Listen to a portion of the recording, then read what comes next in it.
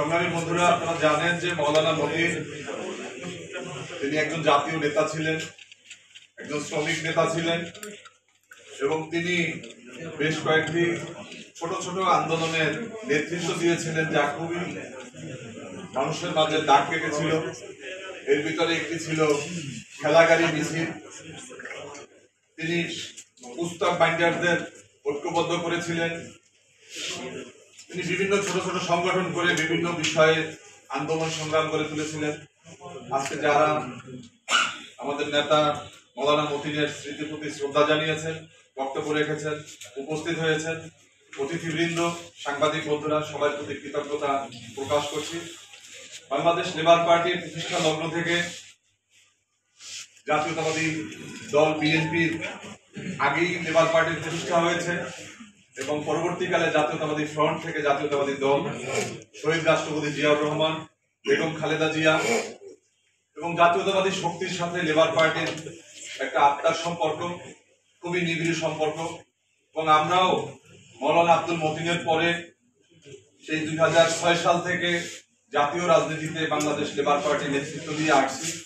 সকল ক্রান্তিকালে আন্দোলন সংগ্রামে আমরা বিএনপির তথা জাতীয়তাবাদী শক্তির পাশে ছিলাম, আমরা আছি, আমাদের সর্বোচ্চটুকু দিয়ে আমরা চেষ্টা করেছি।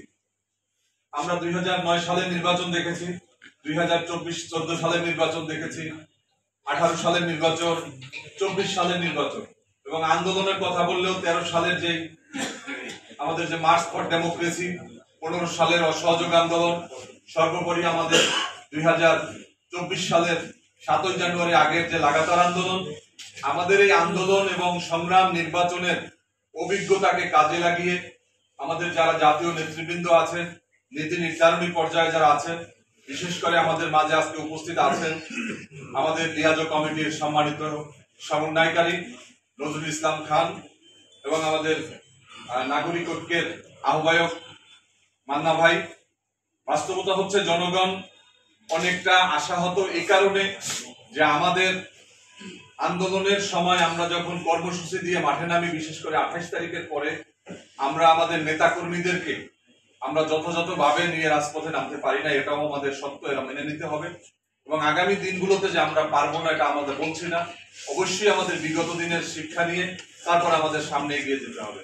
আমরা যারা রাজপথে ছিলাম আর যারা ছিলেন না, এর মাঝে আমরা কোনো দেওয়াল তৈরি করতে চাই না, কারণ আমরা 2014 সালে আন্দোলনেও দেখেছি যে এক অংশ ভূমিকা রাখতে পেরেছে আর এক অংশ পারেনি। আমরা 111-এর সময়ও দেখেছি সবাই গণতন্ত্রের পক্ষে ভূমিকা রাখতে পারেননি, তারা সেদিন কিন্তু সেই জরুরি সরকারের পক্ষেও অনেকে ভূমিকা রাখছিল। যার কারণে বাস্তবতা এটা, আগামী দিনে আমাদের সমস্ত আমাদের শিক্ষা, আমাদের বিগত দিনের অভিজ্ঞতাকে কাজে লাগিয়ে আমরা নতুন একটা পরিকল্পনা করে লাগাতার আন্দোলনের দিকে যাব এবং এটা যদি এক মঞ্চে হয় তাহলে বেশি ভালো। এই কারণে যে বাস্তবতাগুলো আমরা মোকাবেলা করেছি, আমরা প্রস্তাব করেছি যে অন্তত একটা যে নামেই হোক, আমরা অনেক দলের জোট করেছি, 20 দলীয় জোট করেছি, অনেক দলের জোট হয়েছে। আমার মনে হয় জোটের নাম বাদ দিয়ে আমরা গণতন্ত্র পুনরুদ্ধার কমিটি, গণতন্ত্র পুনরুদ্ধার সংগ্রাম কমিটি, আমরা যদি সারা দেশে থানা জেলাগুলোতে আমরা যদি কমিটি করে আমরা জনগণ আমাদের প্রতি আশান্বিত হবে এবং তারা বুঝবে যে বাংলাদেশে কোনো দলের নয়, এটা গণতন্ত্র পুনরুদ্ধারের সংগ্রাম। সেই সংগ্রামে কোনো ব্যানার দরকার নেই, একই ব্যানারে আমরা সবাই যদি যার যেখানে যতটুকু শক্তি সামর্থ্য আছে, যার যেখানে 2 জন আছে, যার যেখানে 200 আছে, যার 2000 আছে, সব নিয়ে আমরা যদি ঝাঁপিয়ে পড়তে পারি তাহলেই আমাদের কল্যাণ হবে, আমরা গণতন্ত্র পুনরুদ্ধার করতে পারবো। আমরা একটা কথা সবসময় বলি যে যখনই জাতীয়তাবাদী শক্তি, বিশেষ করে জিয়া পরিবার খারাপ অবস্থায় থাকে এবং রাষ্ট্রীয় কারণে হোক আর ফ্যাসিবাদের কারণে হোক, তখনই দেশের জনগণও কষ্টে থাকে। আজকে ঠিক একই অবস্থা, বেগম খালেদা জিয়া ভালো নেই, তারেক রহমান ভালো নেই, জাতীয়তাবাদী শক্তিও ভালো নেই। আজকে আমাদের বেগম খালেদা জিয়াকে মুক্তি করার জন্য আন্দোলন দরকার।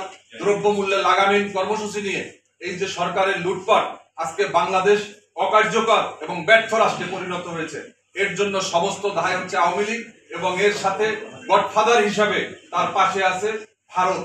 ভারতীয় অপশক্তির সমস্ত সহযোগিতায় 7ই জানুয়ারি নির্বাচনে তারা অনেক লবিস্ট নিয়োগ করে বিদেশে দাঁড়ে দাঁড়ে ঘুরে তারপরে কিন্তু তারা এই নির্বাচনকে তারা উঠিয়ে নিয়েছে। আমরা মনে করি এই নির্বাচন কোনো নির্বাচন নয়, কারণ 5% মানুষ তাদেরকে ভোট দিয়ে দেয়নি। এই জনগণের ভোটাধিকার প্রতিষ্ঠার জন্য আমরা রাজপথে ছিলাম, রাজপথে আছি, এবং জাতীয়তাবাদী শক্তি যে বিজয় অবিসম্ভাবী। আমরা তারেক রহমানকে বাংলাদেশের একটি সমৃদ্ধ বাংলাদেশ গড়ার জন্য, ক্ষুধা দারিদ্র মুক্ত একটি দুর্নীতিমুক্ত আধুনিক বাংলাদেশ প্রতিষ্ঠার জন্য তারেক রহমানকে আমাদের বাংলাদেশে ফিরিয়ে আনতে হবে, বেগম খালেদা জিয়াকে মুক্ত করতে হবে। এই প্রত্যয় ব্যক্ত করে আমি আমার বক্তব্য শেষ করছি।